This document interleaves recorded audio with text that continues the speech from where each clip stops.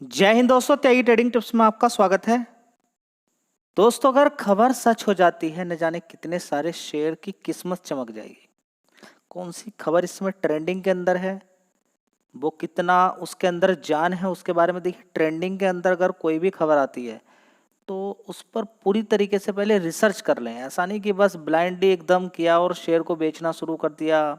अब तो ऐसा हो जाएगा, अब तो वैसा हो जाएगा, एकदम से कुछ नहीं करना है आपको। ख़त्म कुछ नहीं होता है। देखिए, टैरिफ अगर लगा के रखा जाता है और हम पूरा व्यापार भी अगर अमेरिका से बंद कर देते हैं, ख़त्म तब भी कुछ नहीं होगा। हाँ, कुछ कंपनी पर इसका बड़ा असर पड़ेगा जिसका ज़्यादातर बिजनेस अमेरिका से आता है। इस चीज़ को आप नोट कर लीजिए। लेकिन याद रखिएगा, टैरिफ लगाने के बाद जो अभी टैरिफ लगाया है अमेरिका ने, उस पर भी बहुत ज़्यादा असर पड़ रहा है। उसको भी डिटेल में यहाँ पर हम देखेंगे। साथ ही दो ऐसे शेयर जिनके अंदर लगातार एफआईज खरीदारी कर रहे हैं, उसके बारे में भी आपको मालूम होना चाहिए। साथ ही इसी पेज पर एक खबर आपको बता देता हूँ। देखिए, यहाँ पर एक खबर निकल कर आ रही है, उसको देख लेते हैं। सबसे पहले एक कंपनी है Sterling and Wilson, renewable energy के अंदर कंपनी काम करती है, जो 700-800 रुपये से गिरकर इस समय लगभग 200-250 रुपये के आसपास काम कर रही है। 250 रुपये के आसपास काम कर रही है। यहाँ पे देखें, कंपनी के अंदर दिक्कत परेशानी हुई है क्या कि 50 करोड़ का शॉर्टफॉल देखने को मिल रहा है केन्या के अंदर। इनकम टैक्स की बात यहाँ पर चल रही है, टैक्स को लेकर। ठीक है, तो देखते हैं यहाँ पर क्या आउटपुट निकलता है। कंपनी ने यहाँ पर आगे का स्टेप नेक्स्ट लिया है, देखते हैं क्या होता है। दोस्तों, एक दूसरी कंपनी और है जिसके बारे में आज डिटेल में चर्चा बताई गई थी, मुक्का प्रोटीन। क्या? मुक्का protein.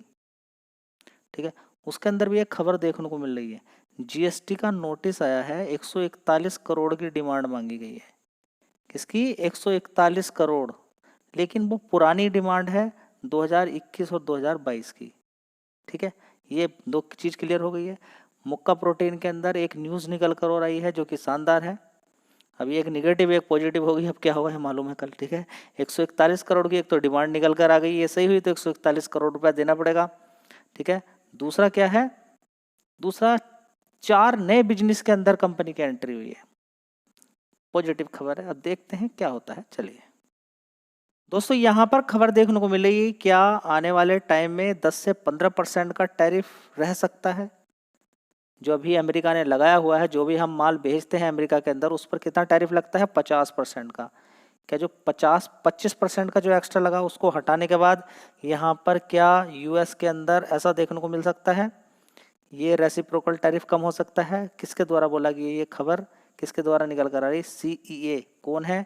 Chief economic adviser India के कौन है?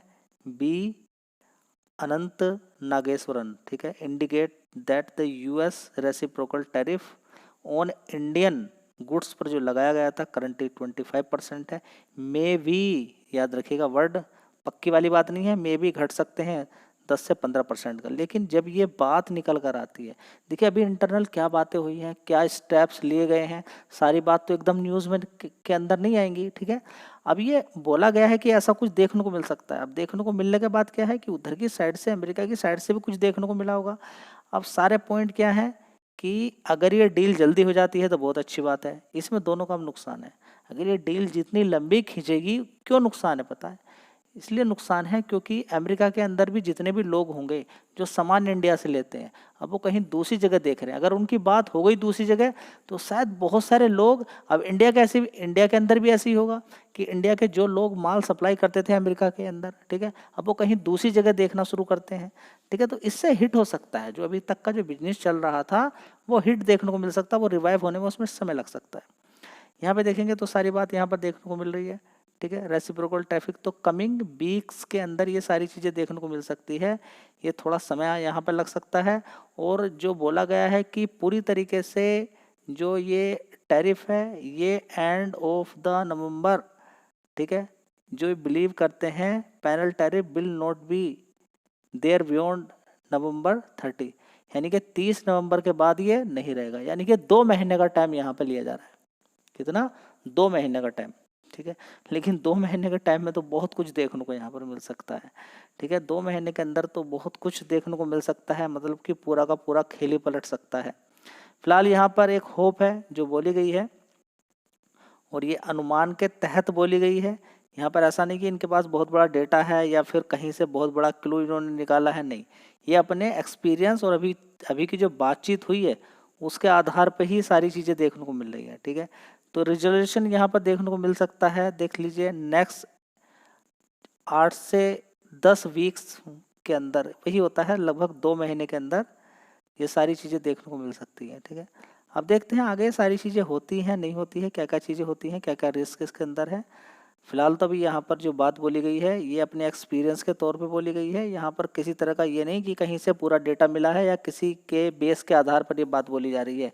ठीक है, बस ये जो अभी बातचीत हुई है और अपने एक्सपीरियंस के आधार पर इन्होंने बात अपनी रखी है। ठीक है, तो पक्की वाली खबर अभी बिल्कुल नहीं आई है। बस हाँ, एक ये सुकून मिल गया है कि इंडिया के उस पर्सन ने बोल दिया है जिसको एक अच्छी जानकारी हो सकती है। बस चलिए, अगला शेयर होगा ओला इलेक्ट्रिक मोबिलिटी लिमिटेड, जो अभी 40 रुपये के आसपास था। 40 रुपये से सीधा 70 मारा। 70 के बाद यहाँ पर गिरावट होनी शुरू हो गई क्योंकि एक बड़े प्लेयर के द्वारा माल यहाँ पर बेचा गया, सॉफ्ट बैंक के द्वारा। ठीक है, सारा माल नहीं, 2% लगभग बेचा गया, जिसकी वजह से गिरावट देखने को मिल रही है। अभी कंपनी ने 22 सितंबर से एक चीज़ यहाँ पर लागू हो सकती है, एक चीज़ स्टार्ट हो सकती है जो अभी कंपनी ने बताया है। क्या बताया गया है कि हम खुद की अपनी बैटरी वाली गाड़ियाँ स्टार्ट करने वाले हैं, यानी कि इंडिया में के अंदर ही जो बनी हुई बैटरी है, कंपनी ने खुद का अपना प्लांट लगाया, वहाँ पर बैटरी बनाई।